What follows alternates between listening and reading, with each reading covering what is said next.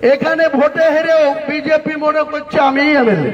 আমি যেদিন ময়দানে মুসলমানদের নিয়ে নেমে যাব না, সেদিন এমন সাটা ভাঙা মাছ শুরু করব যে আপনাদের পতাকা বহন করার লোক থাকবে না। আপনি কান খুলে শুনে রাখুন, আপনাকে এইভাবে ধমক হুমকি বেপরোয়া লাগাম ছাড়া কথা বলতে দেব না, দেব না, দেব না। এক কথাই ব্রিটিশের শাসন আবার ফেরত আনতে চাইছে বর্তমান পুলিশ মন্ত্রী। যা চাইবেন দেব, দুহাত ভরে দেব।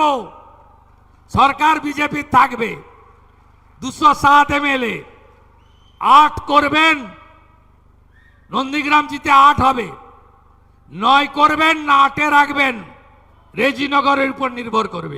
শুভেন্দু বনাম হুমায়ুন কবির চক্করটা বেশ জমে উঠেছে, আর রেজিনগরের ময়দান হয়ে উঠেছে রণাঙ্গন।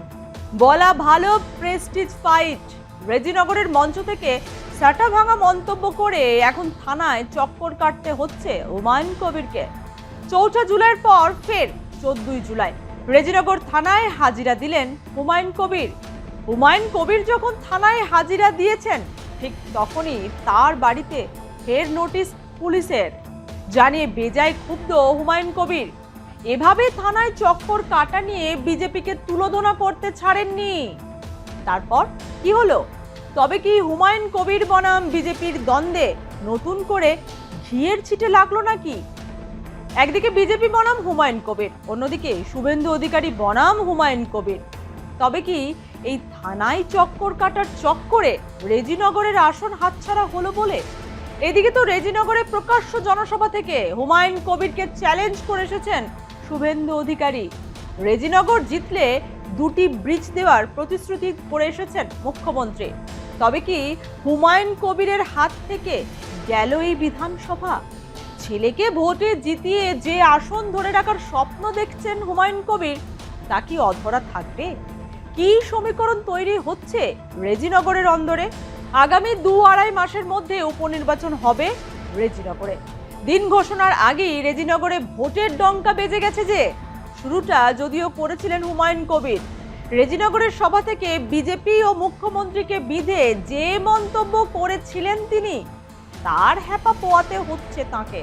তবে কি এখন থানায় থানায় হাজিরা দেওয়াই হুমায়ুন কবিরের ভবিতব্য? এখানে ভোটে হেরেও বিজেপি মনে করছে আমি এমএলএ।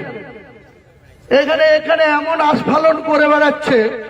তা আমি শুভেন্দু অধিকারীকে সেদিন বলেছি যে আপনি ভোটে জিতেছেন, আপনার দল জিতেছে, খুব ভালো কথা, কিন্তু মুর্শিদাবাদে আস্ফালনটা একটু কম করতে বলেন। আমি যেদিন ময়দানে মুসলমানদের নিয়ে নেমে যাব না, সেদিন এমন সাটা ভাঙা মাছ শুরু করব যে আপনাদের পতাকা বহন করার লোক থাকবে না। কেস, ওরকম কেস আমাদের বহুবার জেল খাটা আছে। এই মন্তব্যের জেরেই থানায় চক্কর কাটতে হচ্ছে তাকে। গত 4 জুলাইয়ের পর 14 জুলাই তিনি হাজিরা দিলেন রেজিনগর থানায়। একেবারে সুবোধ বালকের মতো হাজিরা দিলেন তিনি। তবে কি শুভেন্দু অধিকারী ভরা বিধানসভায় যে ধমক দিয়েছেন, তাতে কাজ হয়েছে? সময় এসেছে এই ধরনের লোককে সবক শেখানোর। আপনাকে আমি পরিষ্কার বলছি, মমতা ব্যানার্জি মুখ্যমন্ত্রী নন। আপনি দুর্বল মুখ্যমন্ত্রী পেয়ে যা খুশি করেছেন, যা খুশি বলেছেন। আপনি কান খুলে শুনে রাখুন, আপনাকে এইভাবে ধমক হুমকি বেপরোয়া লাগাম ছাড়া কথা বলতে দেব না, দেব না, দেব না। এই ধমকের পর থেকেই তো দেখা যাচ্ছে বিতর্কে ধোঁয়া না দিয়ে বরং বিতর্কে ইতি টানতি হাজিরা এড়াচ্ছেন না হুমায়ুন কবির। 4 জুলাই খাকি পোশাক পরে নির্দিষ্ট সময়ের আগে থানায় হাজিরা দিয়েছিলেন তিনি। 14 জুলাই একেবারে ফিট সাদা শার্ট পরে রেজিনগর থানায় হাজিরা দিলেন তিনি। বিজেপির পক্ষ থেকে অভিযোগ দায়ের হওয়ার পরই তার বিতর্কিত মন্তব্য নিয়ে তদন্ত শুরু হয়। সেই তদন্তের অংশ হিসেবেই তাকে জিজ্ঞাসাবাদের জন্য রেজিনগর থানায় হাজির হতে বলা হয়েছিল। সেই নোটিশ মেনেই মঙ্গলবার থানায় পৌঁছান নওদার বিধায়ক। এর আগে শক্তিপুর থানায় তাকে তলব করা হলে তিনি হাজিরা এড়িয়েছিলেন, কিন্তু শুভেন্দু অধিকারীর আলটিমেটামের পর 4 জুলাই রেজিনগর থানায় হাজিরা দেন তিনি। ওই দিনই তার হাতে দ্বিতীয়বার হাজিরার নোটিশ ধরিয়ে দেয় পুলিশ। প্রথম দিন তাকে প্রায় 4 ঘন্টা জিজ্ঞাসাবাদ করে পুলিশ। 10 থেকে 12 পাতার প্রশ্নের উত্তর দিয়েছিলেন। তার বক্তব্য রেকর্ড করা হয়। পুলিশ সূত্রে খবর, কাশীপুরের বক্তব্য নিয়ে অনুশোচনা প্রকাশ করেছেন হুমায়ুন কবির। তবে শক্তিপুর থানায় হাজিরা দেবেন না বলেই পুলিশকে সাফ জানিয়ে দেন হুমায়ুন কবির। দ্বিতীয় হাজিরা দিন একটু বেকায়দায় এজিইউপি বিধায়ক। রেজিনগর থানায় যখন তাকে জিজ্ঞাসাবাদ চলছে তখন শক্তিপুর থানার পুলিশ নোটিশ দিয়ে পৌঁছে যায় তার বাড়িতে। 19 জুলাই সকাল 11টায় তলব করা হয়েছে তাকে।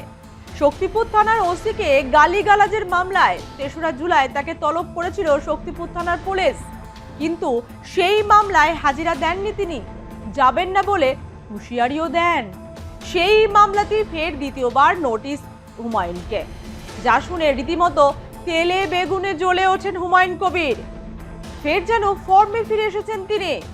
পুলিশের বিরুদ্ধে ক্ষোভ উগরে দিয়ে তিনি বলেন, শক্তিপুর থানার ওসির বিরুদ্ধে তার অভিযোগ শক্তিপুরে 26 জুন 176 নম্বর কেসের এফআইআরে নাম ছিল একা তার, পরে আরো 8 জনের নাম ঢোকানো হয়েছে। কটাক্ষের সুরে হুমায়ুন কবির বলেন, বিজেপির দাসের ভূমিকা পালন করছে শক্তিপুর থানার ওসি। আমাদের বিরুদ্ধে কোনো এলাকার মানুষের কোনো অভিযোগ নেই, কিন্তু পুলিশ বিজেপির দালালি করে। বিজেপির কাছে প্রিয় থাকার জন্য, বিজেপি সরকারের কাছে প্রাইজ পোস্টিং নেওয়ার জন্য এইসব কাজ করছে। আমাদের ভোটে না হারাতে পেরে এইসব করছে বিজেপি। রাজ্যে যেন অঘোষিত একটা ব্রিটিশ শাসন চলছে। এই রকম ধরনের আচরণ পুলিশের। এই চটি চাটা কতদিন ধরে চলে সেটাও আমরা দেখব। পুলিশকে এই ধরনের আচরণ করার কে অধিকার দিয়েছে যে পুলিশ বিজেপির ক্ষমতায় এসেছে বলে বিজেপির চটি চাটবে? টিএমসি ক্ষমতায় ছিল তখন টিএমসির চটি চেটে মানুষের ওপর জুলুম করেছে, অত্যাচার করেছে। এই গণতন্ত্রের কি মানে হয়? এখানে কেউ বিরোধী থাকলে তার কোনো স্বাধীনতা থাকবে না, তার কণ্ঠরোধ করা হবে। পুলিশ সবার বাড়িতে যাচ্ছে, তাদের অকথ্য ভাষায় গালিগালাজ করছে। মহিলাদের রাত্রেবেলায় বাড়িতে যে ঘরে টর্চ মারছে। এক কথায় ব্রিটিশের শাসন আবার ফেরত আনতে চাইছে বর্তমান পুলিশ মন্ত্রী। রেজিনগর থানা এবং শক্তিপুর থানাকে এতটাই পাওয়ার দেওয়া হয়েছে যে এখানকার থানার অফিসাররা দলদাসে পরিণত হয়েছে। অনেকেই বলছেন, রেজিনগরে উপনির্বাচনের আগে এভাবে থানায় থানায় তলব ভোগাবে হুমায়ুন কবিরকে। এমনিতেই বাংলায় যখন বিজেপির পক্ষে হাওয়া জোরালো, সংখ্যালঘু সম্প্রদায়ের মানুষ অধ্যুষিত রেজিনগর আসনটি বিজেপি এবার পাখির চোখ করেছে। এর কাছে পরিশেষে চাইতে এসেছি। ফলতাতে উপনির্বাচন হয়েছিল, রিনির্বাচন, পুনর্নির্বাচন। আমি ফলতায় গেছিলাম, বলেছিলাম বিজেপি প্রার্থীকে জেতান, স্পেশাল প্যাকেজ পাবেন। ফলতা কি কি পেয়েছে জানেন? স্পেশাল অর্থনৈতিক অঞ্চল হয়েছে, মহিলা কলেজ পেয়েছে, 100 বেডের হসপিটাল আপগ্রেডেশন হবে, ফলতাতে ফায়ার ব্রিগেড স্টেশন করা হয়েছে, ফলতাতে বিশেষ উন্নয়ন প্যাকেজ দেওয়া হচ্ছে। রেজিনগরেও আগামী 2-2.5 মাসের মধ্যে উপনির্বাচন। ভারতীয় জনতা পার্টির 207টা এমএলএ আছে, আমিও 2টোতে জিতেছিলাম। ভবানীপুরে দ্বিতীয়বার মমতা ব্যানার্জি আমার কাছে হেরেছে। আমার এলাকায় এসে আমাকে হারাতে গেছিল, ওখানকার লোক উনাকে হারিয়ে টাটা বাই বাই করেছে। আমি এবারে উনার এলাকায় উনাকে হারাতে এসেছিলাম, উনাকে হারিয়েছি। নন্দীগ্রামে উপনির্বাচন হবে, ওটা তো আমার উপর ছেড়ে দিন। ওখানে কত ভোটে জিতবো আমি জানি, সীমা নেই, অনেক বড় ভোটে জিতবো। রেজিনগরটা দেবেন তো? দেবেন? দেবেন? একটা নয় 2টো ব্রিজ দেব, পরিযায়ী শ্রমিকদের বাড়ি ফেরাবো, যত আবাস লাগে দেব, যা চাইবেন দেব, দুহাত ভরে দেব। সরকার বিজেপি থাকবে, 207 এমএলএ, 8 করবেন, নন্দীগ্রাম জিতে 8 হবে, 9 করবেন না 8-এ রাখবেন, রেজিনগরের উপর নির্ভর করবে। কি রে, তোর বেশ র্যাশ হয়েছে দেখছি। হ্যাঁ রে, কি করব বলতো, র্যাশগুলো কিছুতেই কমছে না। অনেক কিছু ইউজ করলাম, তবুও কমছে না। আমার মনে হয় তোকে কোনো একজন ভালো ডার্মাটোলজিস্টের কাছে দেখানো উচিত। তুই ঠিক বলেছিস, কিন্তু কোনো ভালো ডার্মাটোলজিস্ট থাকলে একটু সাজেস্ট কর না প্লিজ। এই তোর তো একবার র্যাশ হয়েছিল না? তুই কোথায় দেখিয়েছিলিস? তুই একবার গৌরীদেবী হসপিটালসে দেখাতে পারিস, ওখানে ভালো এক্সপিরিয়েন্স ডার্মাটোলজিস্ট আছে। আমারও সেম প্রবলেম হয়েছিল, এখন ওখানে ট্রিটমেন্ট নিয়ে আমি এখন ঠিক আছি।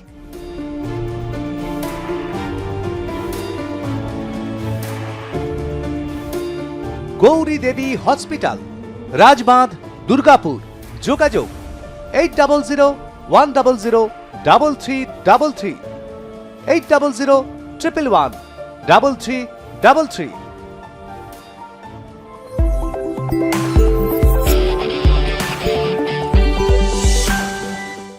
এই কেন্দ্রে বিজেপি প্রার্থী জয়ী হলে বিজেপির পক্ষে সংখ্যালঘু সম্প্রদায়ের মানুষদের সমর্থন পাওয়া সহজ হবে। মুর্শিদাবাদ জেলার 22টি বিধানসভা আসনের মধ্যে 8টি দখলে রেখেছে বিজেপি। রেজিনগর হাতে এলে মুর্শিদাবাদের 9টি আসন হয়ে যাবে পদ্ম শিবিরের। তাই এই জেলায় রেজিনগর জিততে শুভেন্দু অধিকারী আগে ভাগেই ভোটের ডঙ্কা বাজিয়ে দিয়েছেন।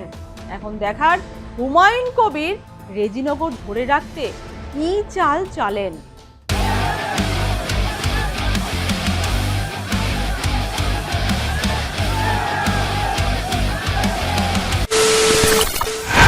খবরের নামে প্রতিদিন সন্ধে আপনার ড্রয়িং রুমে কি শুধুই চিৎকার চেঁচামেচি খেয়ে আসে?